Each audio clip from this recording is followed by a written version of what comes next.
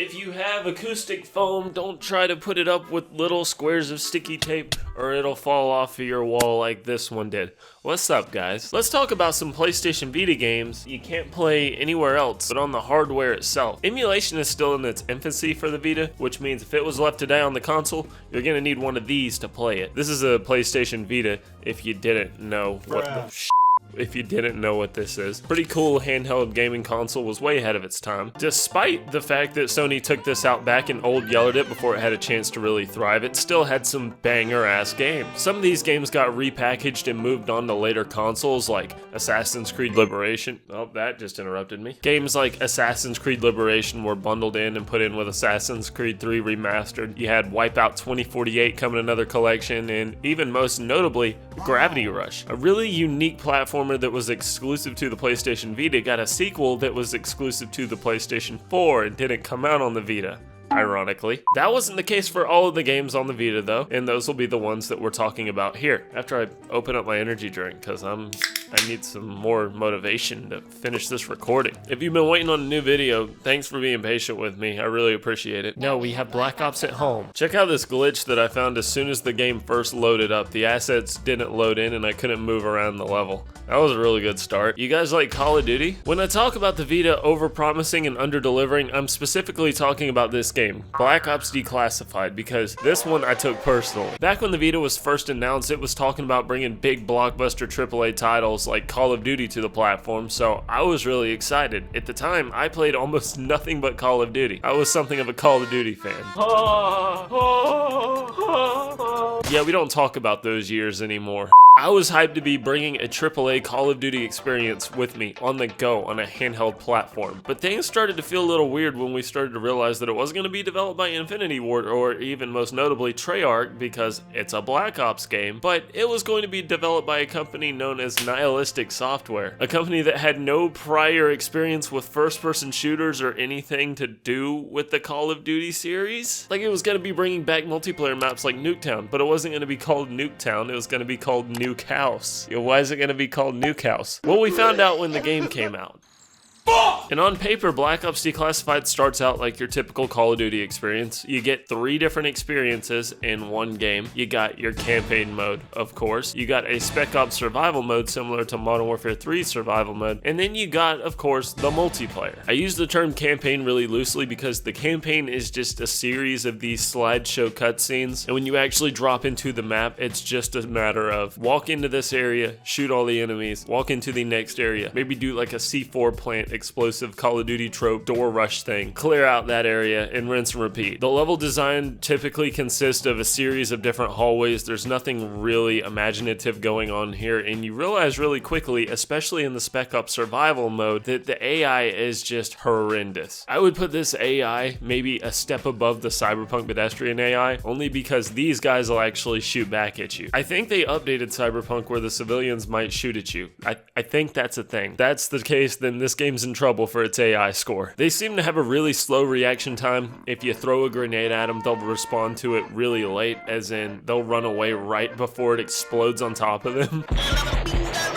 Their aim at you is either completely dead on, lock on accurate, or it's like a stormtrooper shooting at you. And also the single player campaign is really short. I think it might last you maybe an hour. That just leaves you with the Spec Ops survival mode for single player content, which isn't great. They reused the multiplayer maps for this because there's no bot AI for the multiplayer. And it really just starts to turn into a mindless shooting gallery very quickly. I mean, there's really just not a whole lot of fun in playing against the AI in the Spec Ops mode or the single player. So that just leaves us with the multiplayer, which is the most interesting thing to talk about in this game because it's still active. Literally right now, I'm not bullshitting you. As I'm recording this video, it is April 7th. I will pull up a game right now and show you how quickly we find a match. Pulling up Black Ops. I really don't understand how this is still going when you have experiences like Call of Duty Mobile people can play on their phones. You have Warzone, which is free for every modern console with Call of Duty, but for some reason, this is filling some kind of a strange niche market. People are actively choosing to get onto their PlayStation Vita, which is like the weirdest, most niche, lowest install base, and play the most obscure Call of Duty game that exists.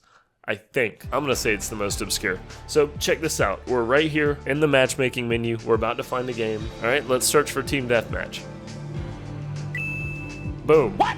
Boom, already connected to a full lobby in a matter of seconds. Oh, and now we're loading in. So I guess I gotta play this match now. We'll come back to this video in a minute. Do not adjust your screen. The selection of game modes and maps here are pretty bare bones. You get a small selection of maps and game modes, which is understandable for the platform. But where it gets really interesting is just how well they emulated the Call of Duty UI experience. Your class creator works exactly like it would in any other Call of Duty game. You can change out your perks, your attachments on your guns, everything. You still have that addicting progression system where you rank up to unlock new guns, perks, and attachments. You get that addicting gameplay loop of wanting to always be top of the scoreboard, so you just play one more game to keep going. The multiplayer is fairly fun for what it's worth. There's pre-game lobbies that you'll load into and vote on maps just like you would in a console quality Call of Duty game. And in this aspect, it really does make you feel like you're playing something that's a little more special than just a typical mobile game, right? I didn't even touch on the gameplay until this point, which is fairly good for what it is. It does feel pretty good. It feels like Call of Duty gameplay. Nihilistic did a fair job with what they had to emulate the Call of Duty experience, because I'm pretty sure this isn't being ran on the IW engine. This is probably some in-house thing that they developed. You'll notice that there's not a lot of things you can jump or vault off of, so if you do, you'll notice that you just kind of drop to the ground strangely. It's like there's a weird sense of gravity there. The physics are a little bit off. There's a lack of an extra set of bumpers, so you'll use the touchscreen and I think the touchpad for certain functions like holding your breath on a sniper, which you'll never use because you don't have to. You'll just always notice that something feels just a little bit off about the gameplay, and I think that really comes down to the frame rate on this. I think it's fair to say that Call of Duty is almost exclusively a 60 plus FPS experience, and I'm no Digital Foundry here, but I would say this thing is struggling to run at 30 FPS. To say this thing struggles to hit 30 FPS is probably an understate. There's constant frame drops. It feels really inconsistent. I mean, the visual effects are okay, but the maps aren't ginormously big or anything. It doesn't seem like you would be using a lot of processing power to run this game. I would say at the very least you would want a stable 30 FPS. That just adds to the little bit of jank that you feel in the game. But like I said, all of the main Call of Duty staples are there. The create a class system, the perk system. You even get kill streaks that they managed to program into this little engine in the small constraints of time that they had. Overall, I'd say the multiplayer is the best aspect of this experience, and if you were looking for a multiplayer shooter on the Vita, this is probably what you'll be playing, which is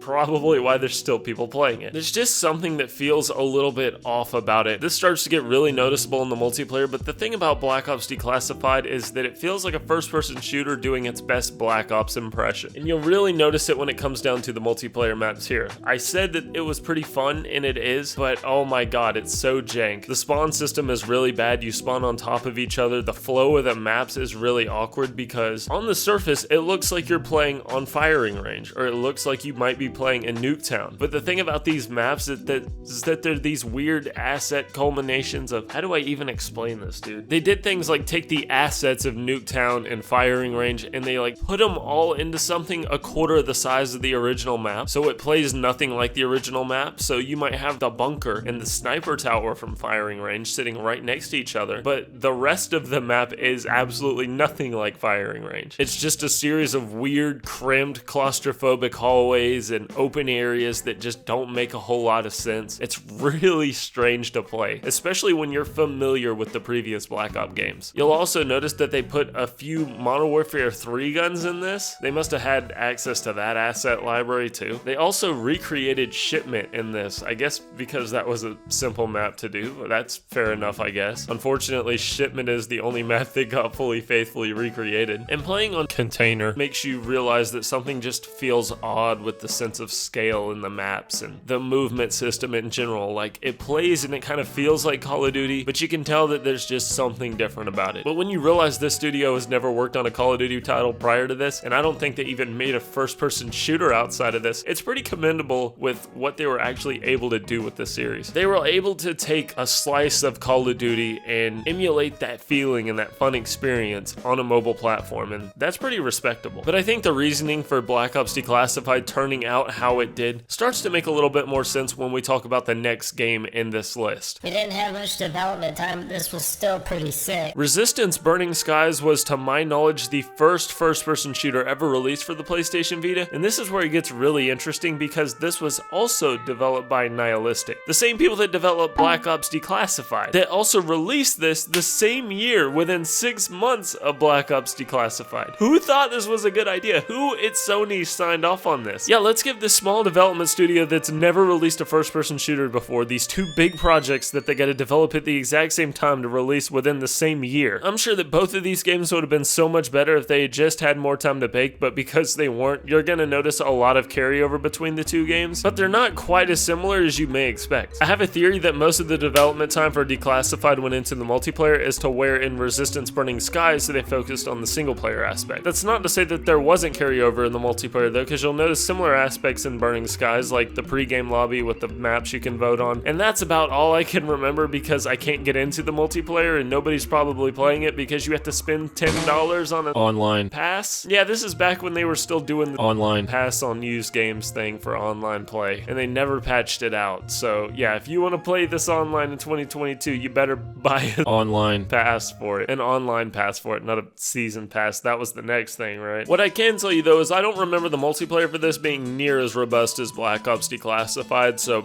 I'm definitely confident that that's where the development time went. And it shows because the setup for Resistance's single player is pretty good. If you're not familiar with the Resistance series, it was Sony's first-person shooter series where you're fighting aliens, and this was more popular on their older PlayStation consoles. It's kind of a shame that this isn't really being talked about. It seems like it's starting to get forgotten about, and I feel like it can make a good comeback, man. The Resistance series is pretty cool. I mean, Insomniac just dropped Ratchet and Clank, so maybe they're working on something new? I'm not saying it could be Resistance, but I'm just saying it wouldn't exactly be a bad idea if it was Resistance. But going back to Burning Skies, this takes place in modern 1950s America. I don't know if that's really modern, is it? You play as a firefighter who's on call to break into this burning building and check for survivors. And this is where you notice that there's starting to become this alien takeover thing going on. So you get a glimpse of what the world was like before this happens, and then you get to see it all go to shit. I love when games do a little setup like this. It helps the world building, and it definitely benefits Burning Skies story mode. I had a little something in my throat there. So the story mode will have you meeting new characters in real time, something that Call of Duty's campaign really didn't do or even strive to do. The story setup is about what you would expect from a game like this. You're separated from your family, and you gotta go find your family, but now you're on this virtuous rescue mission to defend your planet from the aliens. Even though you're a fighter, now you're fighting with the soldiers. For what it's worth, it is a pretty intriguing setup, and the gameplay is fairly good. You might think that it would be a copy and paste from Call of Duty's, but that's not exactly the case. You get a weapon wheel of creative and interesting weapons, like a crossbow that doubles as a shotgun, or an assault rifle that can lock onto enemies and shoot them around walls. So every gun has a secondary fire mode. Like the shotgun, you can pull the crossbow back and it'll shoot out an explosive arrow thing. Or with the assault rifle, you can touch the screen on an enemy and then lock onto them and shoot them around corners and stuff, which is pretty cool. Adds a little more depth to the weapons. And the weapons also kind of have this perk system that carries over from the Call of Duty thing, I think. You have these weird little blue cubes of matter that you shove into the gun. Hopefully that didn't peak the mic too much. It'll give you these upgrade attributes where you can do things like shoot both shots out of your shotgun for one powerful blast, or you can reload your weapon faster. And that just adds another layer of customization and room for you to experiment within the game. You're introduced to a lot of different alien types right off of the bat, so you'll have ones that are kind of jumping around and jumping from wall to wall, and then you have some that are crawling on the floor, you know, your creepy crawly boys. The AI still isn't the smartest. They can kind of get hung up at times, but they're still better than Black Ops. The setup can be a little silly at times, like you meet up with a guy and he's like, yeah, no aliens in my town, I'm gonna defend this shop, and then he fucking immediately dies. The game has a really nice consistent art direction. The areas you explore all feel kind of realistic to the game and everything makes sense, as to where with Black Ops it felt like the sense of scale was just a little bit off. Like the roads and the hallways either felt a little too narrow or a little too claustrophobic or a little too wide, but everything kind of realistically makes sense in Resistance, if that makes sense. And it's a pretty fun environment to explore. You're kind of wanting to know what happens next with the story. Am I gonna find my family? What area am I gonna go into next? next. If you were picking up a first-person shooter for the multiplayer, you'd definitely pick up Declassified because this one isn't gonna have a community with the online pass thing. But if you wanted a decent little single-player setup and this type of aesthetic and gameplay situation is your jam, you'll probably love this one. It's just a damn shame that these games didn't have more time to bake, and with the release of these games, it seems that marked the end of Nihilistic as of 2012. RIP. Your studio may be gone, but at least your games get to live on in the form of this shitty YouTube video. I like drifting on easy mode. Why don't we take a break from the first-person shooters and talk about a racer, Ridge Racer. You guys remember that game? Ridge Racer! Remember that one? Published by Bandai Namco and developed by Solaris, I think that's how you pronounce it. It's one of those games that you can really only experience on a console like the Vita. I don't believe that Ridge Racer was ever technically a PlayStation exclusive, but it pretty much seems like that's how the trend was. If you never had the privilege of playing a Ridge Racer title, it's a very fast-paced, high-octane arcade racing game where drifting is used as a main mechanic for turning and navigation. And there's almost nothing more satisfying in Ridge Racer than jumping in tandem into a drift with the other cars on the track. It's really fun. It's one of those games that make you feel like you're a better racer than you really are and that you're better at the game than you are. Because if I tried to do any kind of drifting like this on my sim rig, I'd be slamming into the wall every single time. The game is all about speed and consistent momentum because while the gameplay is fairly simple, if you mess up and you hit the barrier or something even for a slight second, that's going to give your it'll give your opponents the immediate advantage to overtake you, as well as it will with the drafting, because if you're right behind a car, you can draft him and you'll just shoot past him like a rocket. So you're always encouraged to keep a gap ahead of the competition. It's very easy to mess up and lose your place on the track, but luckily Ridge Racer gives you a boost system where you're able to build boost along through your drifts, and you can use one in your reservoir to take off and catch up or get ahead of the competition, or you can save it and use both at the same time for a more powerful boost, or you can get 3 total. And keeping the momentum going is that banger-ass soundtrack that all the Ridge Racer games seem to have. Visuals are pretty good too. This is a pretty attractive looking game. I know, again, I got it blown up on a screen, so it doesn't really do justice to how it looks on a handheld, but I think it holds up pretty well. You got a nice bloom effect, everything looks very sharp, there's a depth of field effect blurring out the objects in the background, but unfortunately it kind of seems like the visuals take a front seat to the gameplay here, because I really feel like Ridge Racer would have benefited from a 60 FPS mode, or just ran at 60 in general. I know other Ridge Racer titles have done this, and it's clear that they benefit from that extra frame rate as well as other arcade racers, because there were plenty of times I felt like I was undershooting or overshooting a drift or a break or a turn, and I felt like I was missing that because there was just a little bit of disconnect between what I was doing and what I was seeing on the screen. It was just a little more choppy and unresponsive than I would have liked, and I feel like that would have benefited so much from a smoother frame rate. I get that Sony really wanted to show the power of the Vita with a lot of these games, but damn, this thing would have benefited from better frame rate without a doubt. Gameplay and track design was really good. One thing that I don't think was designed very good was the UI system when it came to the main menu, because you're forced to navigate it with the touchscreen for some reason. Dude, I hate having to swap between the regular controls and the touchscreen controls. The main gameplay seems to just focus on the main controls, which is good. When you first start up the game, you have to sign on to a team by putting your thumbprint onto the touchscreen to initiate your signature with the contract, which I like. I like those little immersive elements. I think they're a neat touch, but navigating the whole menu with the touchscreen is just super gimmicky. It's not really fun. I guess that they were just really trying to push the touchscreen thing back in 2012, but dude, it would have just worked fine with the D-pad. I also may just be an idiot here. I mean, I'm definitely an idiot here, but I sat on the main menu for 5 minutes trying to figure out how to start the main story mode elements, because you got all these options and big squares on the screen, but then you just got this little tiny one in the top right corner of one of the race selection things, and then you open it up and then you get to pick through a list of tracks, and it's like, I feel like, am I starting in the right position? Is this like a free race mode? Is this the campaign? They kind of got like this sportscaster thing where it kind of explains the race and what you're doing in it, but I feel like that could have been fleshed out a little bit better. Hell, maybe even giving us like an RPG style campaign or something to kind of, I don't know, boost the immersion in the game and give me a reason to want to progress through the single player stuff. I know that's not really a common thing in racing games, but it would have been a nice touch, right? There was online multiplayer, which is of course unfortunately defunct now, but there is like this bulletin board system thing where when you complete a race you can leave a note that people can read, and judging by the modern memes and stuff that people have left there recently, I'm pretty sure people are still interacting with it, which is pretty cool to see. There's a lot of life in this game. Like I said, has a banger banger ass soundtrack. When you're playing, you got like a pit crew chief that's kind of narrating the race to you as you're playing, which is a neat touch, kind of keeps the flow going. And I think the gameplay would hold up fairly well if you upgraded it with double the frame rate and maybe improved visuals on a regular console if you bundled it with like a collection release or something. This is still a pretty fun pickup. And damn, Bandai Namco, do something with the Ridge Racer series, man. I feel like all these great franchises are just being left on the table, and I mean, it's a really fun, unique series. The only other game I can think of using drifting as a mechanic like this is Mario Kart, and we've all played that a million times over. Let's get a new Ridge Racer game, man, or just throw them all into a collection and upscale the graphics. That would work too. But if you're not wanting to race and you're still wanting to shoot stuff, you're in luck, because we still got more to talk about.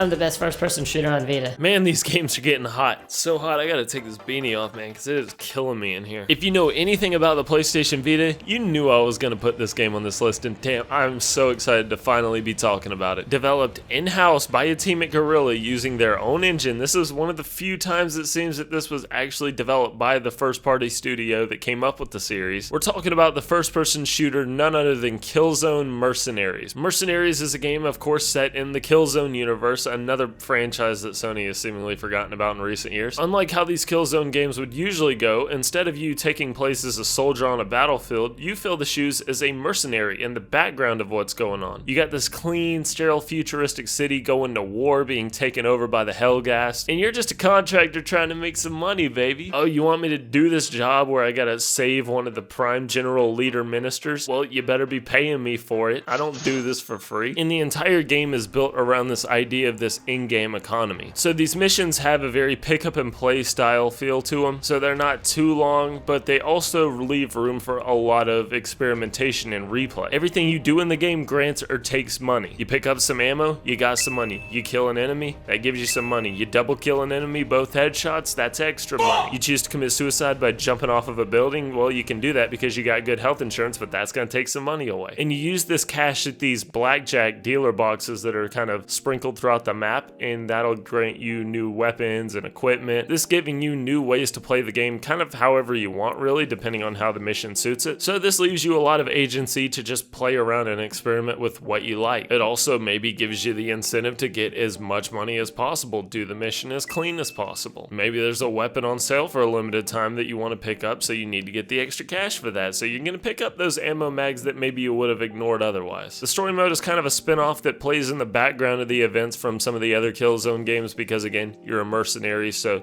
you kind of do what you want. And everything's really good. You got a lot of these in-game cinematics where you're flying around on paraglider, rappelling through a building, and it's all happening in real time. The visuals are great. Really good for a mobile game, especially at the time, because, of course, this is running on the actual engine that the big boy home console Killzone games run on. So not only are you getting the benefit of the visuals, but also the gameplay, which is rock fucking solid. This is arguably the best first-person shooter on the Vita, period, and it's a pretty good damn first-person shooter in general. Everything feels like it has some weight and heft to it. If you're shooting a Hellghast in a certain part of their body, they're gonna react to that accordingly. There's good ragdoll physics, so they're gonna fall over and topple over in a certain way, and it's gonna feel like there's really heft to it. This is gonna sound a little gruesome on camera, but when they're dead, you their bodies and they kind of do the little, you know, the little thing they do when you the bodies in the game. So stupid. I would say the only thing I really don't like about the core gameplay is the gimmicks, aka the touchscreen controls. So like at any time you can go into a melee on an enemy, but when you do that you have to swipe the screen in a certain direction to initiate a melee attack. I hate when games do this, man. It's not fun, it's not immersive. Oh yeah, I really feel like I'm meleeing the enemy by doing this. But of course Sony wanted to sell the Vita and they wanted to sell the features of the Vita, so of course developers are going to find a way to implement this stuff somehow, which is kind of funny because this game is on the PlayStation Vita TV, which is where you just play with a DualShock controller, and I think there's a little bit of conflict of interest there with that. Other than that, the core gameplay and the single player content is rock solid. Ironically, you might remember that I said Black Ops Declassified is the game you're going to want to pick up for multiplayer, and that's because this doesn't have multiplayer that's active. Yeah, I don't know. It's fucking weird, right? Arguably the best first-person shooter on the Vita doesn't have multiplayer servers for you to play on. Arguably the worst first-person shooter on the Vita has active multiplayer. I don't know either. Don't ask me. I can't explain that one to you. I guess because it's Call of Duty and Call of Duty holds the Call of Duty title and maybe Guerrilla just shut off the servers because it wasn't profitable. I don't know. I think the multiplayer concept really tied in well to this too, so it's a little unfortunate that we can't experience that. But it's not all bad because there is a way to still kind of experience the multiplayer elements of the game. They have a bot zone multiplayer mode where you can play with bots to kind of experience the multiplayer by yourself that they'll gladly sell you as microtransaction DLC. They just, yeah, it's in the game. They just lock it behind the paywall. They even put it on the menu and give you the option to click it before you realize, oh, I gotta go into the store for that. Why did you do this? Why you gotta ruin the experience? Like, come on, like, we got the game, it's going so good, everything's so good, and then you're like, oh, you want to do bots because we shut down the multiplayer, will give us money for that. Was that really necessary, dude? Come on. I don't know who is going to pay for that paywall today because it just seems like it's cool if it's there, but who is going to pay for that and actively use it? It would be cool to see all the multiplayer maps that they put a lot of time into developing for this, but other than that dumbass business decision, the game is really good. If I was gonna say you had to pick up one first-person shooter for the Vita, I would say this one just out of pure quality. This really shows what the Vita was capable of, and if it had came out as a launch title, I think the Vita may have even had a lot more success than it did. I think this came out a little bit later that I didn't even experience it when I had my first Vita. Maybe we'll see it possible to play this on Vita emulation in the next 10 years. Oh yeah, military, complete the objective, shoot the enemy. Alright, I've been really positive this video, but it's time to make some enemies because my opinion on this is probably going to differ from quite a lot of other people's. We're talking about Zipper Interactive's third-person military shooter, Unit 13. Zipper Interactive was infamously a first-party developer for Sony and the SOCOM series. I'm pretty sure they were exclusive first-party, right? Check me out not doing my research for this video. But yeah, they're the developers of the SOCOM series. If you played on Sony platforms for a while, I'm sure you know what that is, or you've at least heard of it. It was very popular on the PS2, and it carried into the PS3 generation, but after that, it started to taper off, and after this game, I believe they went defunct. RIP, glad your game could live on in my shitty YouTube video. I'm feeling a little polarized about this one, because when I was looking up reviews and public opinion on it, it was fairly positive. A lot of people really liked this game, but when I got into it, I didn't really like this game. It's a third-person military shooter, which I've never been the biggest fan of, but the gunplay is pretty good, feels solid enough. But here's my first gripe with the game: the camera. There's no option to change the camera, and it feels like your field of view is like this. Like, I'm looking with tunnel vision because all I can see is the back of this dude's head, and I can't focus on anything around me. Like, I can't be the only one that was feeling a little bit motion sick from playing this game because I just felt like I was right up on the screen. Like, it felt zoomed in. Like, if I could have just pulled that back a little bit, that would have been really beneficial for me personally. But other than that, the gameplay just kind of felt like I was playing a late PSP title. Something about the way the engine worked just felt more akin to a mobile game than a modern console game. And you gotta remember, when it came to these first-party Sony titles, the Vita was all about pushing these console quality graphics and gameplay onto a mobile platform. I wasn't really feeling like I was playing a console game with this. The missions are these bite-sized, perfect for mobile pick up and play gameplay, which I was a fan of on the Killzone side of things, but on here it just feels like there's no story going on. It feels like you're in and out, and it's a military shooter with characters that I just don't care about. I mean, it's your standard dude bro, I'm gonna go in and complete the mission by killing the bad guys, infiltrate the objective. I mean, these missions take place in the middle of bumfuck Egypt or at the bottom of a bunker, just your standard generic military operation locations. There's nothing really interesting about the visuals for me, and the gameplay was just like, go level by level through these hallways, clear it out, go collect the intel sitting on a desk, and then escape. Some of them were more stealth based, some of them were like time based, where you kind of felt like you were speed running it. There's even daily challenges where you could compete for the best score in a one-time shot, kind of like Hitman did, which was interesting. And the visuals were okay, but I just wasn't really loving this one, man. Like, to reiterate, the gameplay felt fine, the gunplay was satisfying enough, but that was about all I cared about. I didn't feel connected in the game through the visuals or the story elements or the characters. It's just your mindless, loaded up, run into a room, shoot a bunch of people, and dip out. Which, I mean, if you're looking for that in a third-person military shooter, this is the game for you, absolutely. But I just feel like your time would be better well spent playing other titles on the Vita. But that's just my personal opinion. A lot of people like this, and I can see why people see it as a hidden gem because the gameplay is pretty solid. The gunplay is solid. I don't have any qualms with that. It's just the AI is predictable and they do the same thing every single mission. This is like me getting blown up by this mine because I was a fucking retard. Yeah, let me just run up to it instead of sneaking on it. That was real smart. I mean, for context here, you could play the Metal Gear Solid collection on here. You could play 2 and 3. And those are phenomenal games. Third-person military games with an amazing story. You're gonna put 20, 30 hours into them. And granted, that's a bigger pill to swallow. It's not even apples to apples. This is more of a pick up and play real quick type of game, fast-paced combat. But I would just rather spend my time in a game like that. If you're wanting the short burst, jump in, shoot a bunch of stuff game, this one's perfect. Well, this guy's not really a good guy, but I still kind of like him because he's funny. I'm a big fan of Naughty Dog, but admittedly, I've never gotten into the Uncharted series or really given it a chance outside of Uncharted Golden Abyss, the spin-off for the PlayStation Vita. Predating the events of the original games, it's a pretty solid title. Interesting thing is, this wasn't developed by Naughty Dog. That's right, Naughty Dog grabbed the keys for the engine and the IP and handed them over to Sony Ben Studio, the studio behind the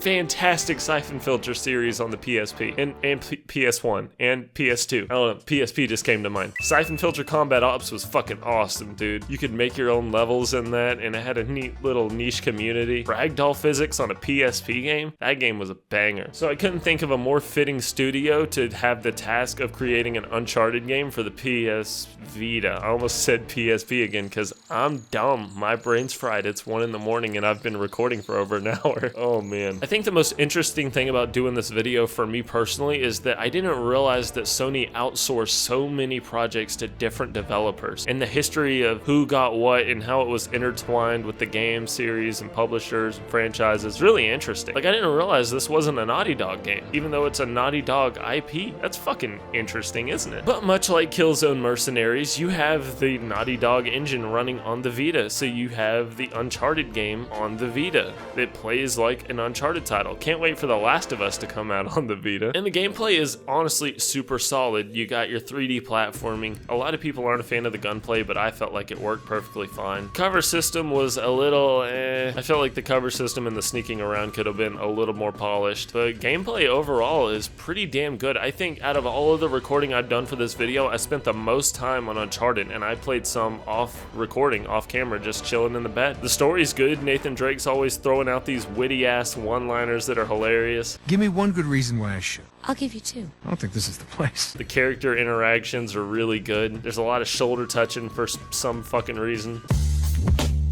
Maybe that was like an inside joke or something, I don't know. This is definitely one for the immersion books because you just really get sucked into it. This game gives you that good suck, but while the game's giving you the good suck on those ends, it's kind of sucking on the gimmick portion. You see, this was a launch title, which is fucking awesome. This has to be probably one of the best launch titles in my opinion for the Vita. The fact that we had a game of this caliber come out at the same time as the Vita's release really shows what it was capable of. If you had had this and Killzone come out at the same time, oh man, they would have been knocking it out of the park. But with this being a launch title, it has the most egregious use of all of the Vita's gimmicky functions. You got rotating 3D objects with the back touchpad. You got climbing ropes with the back touchpad. Dusting off artifacts with the touchscreen. And it's like, oh my god, dude. To its credit, there was one feature that I liked. There's this auto climb feature where if you got to scale a bunch of rocks or something, you can use the touchscreen to drag your finger and he'll do it, which is perfect for when you're wanting to support your alcoholism with one hand and play with the other. Damn, that boy's really spinning, isn't it? But there's just these glorified model viewer moments where you're just spinning around an object until you inspect it 100% of the way. And I didn't enjoy these at all. I almost wish that Sony wouldn't have put in a fucking touchpad on the back or even a touchscreen and just focused on the specs in general. Luckily though, Uncharted lets you play, I would say 99% of the game with the main onboard physical controls themselves, so you're not really forced to use the touchscreen. Outside of a few shoehorned elements where you're like opening up a gate or something and you gotta swipe left to open the gate. Why is this a thing? It felt painfully awkward. There wasn't anything intuitive about it at all, and it would have felt way more satisfying to cut down a bunch of bamboo trees with my actual action instead of just watching it play out in a quick time event. But outside of everything else, that's just a slight blemish on what is otherwise a fantastic experience. Oh yeah, this is another one of those games where you gotta navigate all the menus with the touchscreen for some damn reason. But the gameplay itself is really good, story itself is really good, and it's a damn good looking game because it's bringing over the Uncharted engine to the Vita. You can see there was some paring back from the PS3 version obviously, but you gotta think, man, this came out in like 2012. There was really nothing else like this at the time. It's easy to take this stuff for granted with the PlayStation Switch. Yeah, that's a thing. If all you know is the Nintendo Switch, it's really easy to gloss over this like, wow, what a joke. But there was really nothing else coming close to this at the time. To get graphics even comparable to a console on a mobile platform was astounding. And this was probably one of the earliest inceptions of showing that it was possible. I'd say Uncharted is a damn good must-have for the system, and it's a damn shame that you can only play this prequel on here. They've had all of these Uncharted re-releases, which I plan on picking up at some point to play through, and it would have been nice if they would have just slapped this on there to include. Maybe they didn't because it wasn't technically a Naughty Dog release. I don't know. It's just a damn shame that if the Vita dies, this game's gonna die with it, and a lot of people that are even Uncharted fans may never experience this one. And I get it, it's not essential for the story, but I still think it's pretty good outside of the gimmicks like the touchscreen controls, and you got this weird trading card thing going on. I do want to clarify real quick that there are moments like you can use a camera in this, and you can zoom in and out with the camera, you can rotate the gyroscope to actually move the camera around, and I kind of like little neat touches like that provide immersion. I just don't like the force stuff like swiping on the touchscreen to open a gate or something, you know, something dumb like that. That makes me feel more disconnected than immersed, but otherwise, pretty damn good game, man. It's kind of weird to think about it, man. The Vita's kind of getting up there in age. People half my age don't even know what this damn thing is, and a lot of these things are going to be lost to time. And if you've never played a Vita or you haven't played one in a while and you're wanting to pick one up today, you're in luck. I got a video showing you exactly what you're going to want to pick up to run and play a PlayStation Vita today. It's pretty simple, just a few things. You can go watch that video if it's up. If it's not, it will be up fairly soon, so don't worry about it. But if you are a Vita connoisseur yourself and there's games that I missed that you're familiar with that were exclusive to this platform that I didn't talk about, please tell me in the comments, because I'm sure there's loads of them that I'm forgetting. I didn't even touch on the fact that there were tons of indie games that came out for this thing and multi-platform games that were very impressive, so there's a lot of content going on the Vita to talk about. These were just some special picks of mine that I know are exclusive and still stuck on the console itself. What do you think about the games that I picked and my personal opinions on them? If you think I'm full of shit, you can let me know in the comments. If you enjoyed it, you should definitely check out more gaming videos from me, because there's gonna be bangers. All that being said, guys, it's T, and I have been recording way too long. My brain is fried, so I think I'm gonna go to bed now. Hope you guys have a good one. See you in the next one. Thanks for being patient with me with the release of this thing. Hate to leave you guys, but yeah, this is dragging on now, isn't it? Alright, see ya.